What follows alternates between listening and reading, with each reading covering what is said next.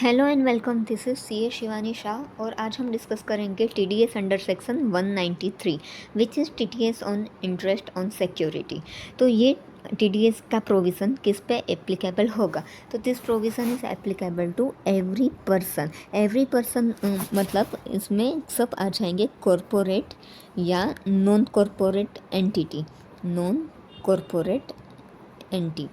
तो इसमें मतलब individual, HUF, LLP, partnership firm, private limited company, public limited company, cooperative society, trust, सभी SSC आ जाएंगे। किस पे होगा? तो अगर ये कोई एंटिटी है तो उसने सिक्योरिटी इश्यू की है, सिक्योरिटी जिसमें मतलब कि डिबेंचर, बॉन्ड वगैरह इश्यू किए हैं और वो इंटरेस्ट, वो डिबेंचर, बॉन्ड, सिक्योरिटी जो इश्यू की है तो उस पर वो इंटरेस्ट का पीरियोडिकली पेमेंट कर रहे हैं, उस ट्रांजैक्शन पे ये TDS एप्लीकेबल हो जाएगा।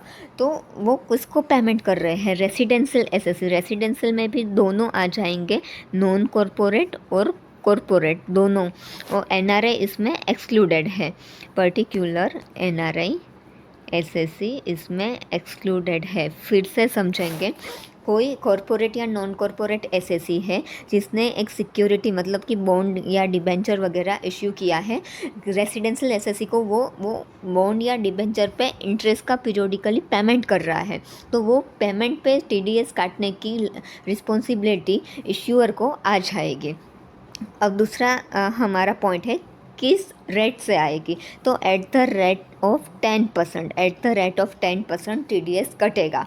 अब इसका मेन जो ये सेक्शन है, उसका जो मेन पॉइंट है वो है, काफ़ी सारी सिक्योरिटीज ऐसी है जो गवर्नमेंट ने पहले से ये एक्सेप्शन में डाल दी है कि वो एक्सक्लूडेड है। तो ये पूरा इसका लिस्ट है, तो वो हम 1 बाय 1 समझेंगे कि कौन कौन सी ऐसी सिक्योरिटी है जो गवर्नमेंट ने बोला है कि इस सिक्योरिटी पे इंटरेस्ट आप देंगे तो TDS की लायबिलिटी नहीं आएगी। तो पहला है public limited company security issued to individual और HUF। तो इसमें भी एक फर्दर कंडीशंस भी, 2 फर्दर कंडीशंस है इसमें।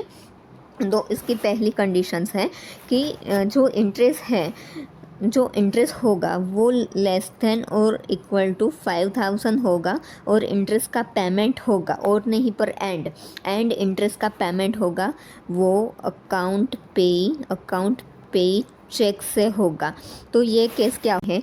वो एक सिक्योरिटी इश्यू कर रही है, आइदर इंडिविजुअल और HUF को इंटरेस्ट का पेमेंट कर रही है, सिर्फ इंडिविजुअल और HUF को पेमेंट कर रही है। वो पेमेंट है लेस देन और इक्वल टू 5000, वो अप टू 5000 का पेमेंट इंटरेस्ट का है, इंडिविजुअल HUF से है, और अकाउंट पे ही चेक से पेमेंट हो रहा है, तो उस पर TDS नहीं लगेगा। दूसरा केस है स्पेशल पर्पस बिजनेस ट्रस्ट। जो स्पेशल पर्पस बिजनेस ट्रस्ट हम फॉर्म किए जाते हैं, वो स्पेशल पर्पस बिजनेस ट्रस्ट अपने सिक्योरिटी पे इंटरेस्ट का पेमेंट करती है, तो उस पर TDS नहीं आएगा। तीसरा हमारा है स्पेसिफाइड डिफेंस बॉन्ड। जो गवर्नमेंट ने स्पेसिफाई किए हुए हैं, जो डिफेंस रिलेटेड बॉन्ड है, तो उसमें TDS नहीं आएगा। इसके बाद है नेशनल डिफेंस बॉन्ड है, तो उस पर भी TDS नहीं आएगा।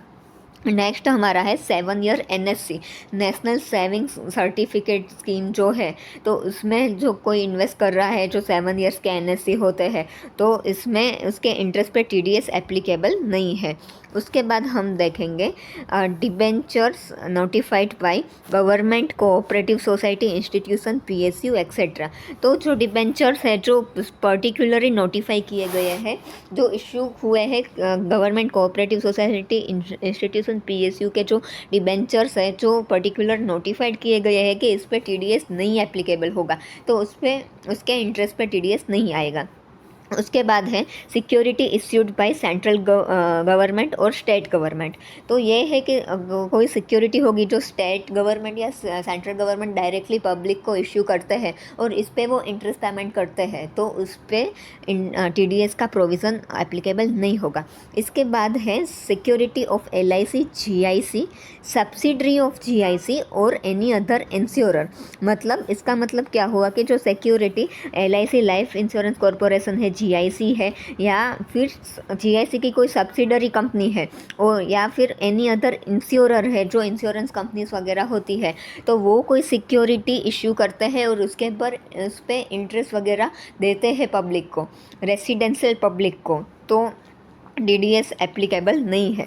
इसके बाद हम देखेंगे, इसके बाद है ये एक नोटिफाई किया था गवर्नमेंट ने के 44 ईसी के जो बॉन्ड होते हैं, जो 44 ईसी के बॉन्ड होते हैं वो होते हैं कैपिटल गेन के एग्जेम्पशन के लिए जो बॉन्ड है, तो उसमें से दो बॉन्ड ऐसे हैं, PFCL एंड IRFCL।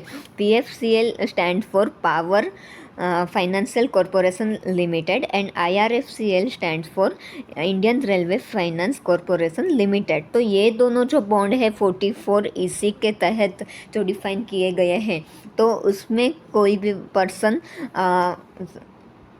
ये बॉन्ड जो है, तो ये बॉन्ड के इंटरेस्ट के टाइम TDS का प्रोविज़न एप्लीकेबल नहीं होगा। तो ये था हमारा पूरा छोटा सा सेक्शन 193 जो कि है TDS on interest on security.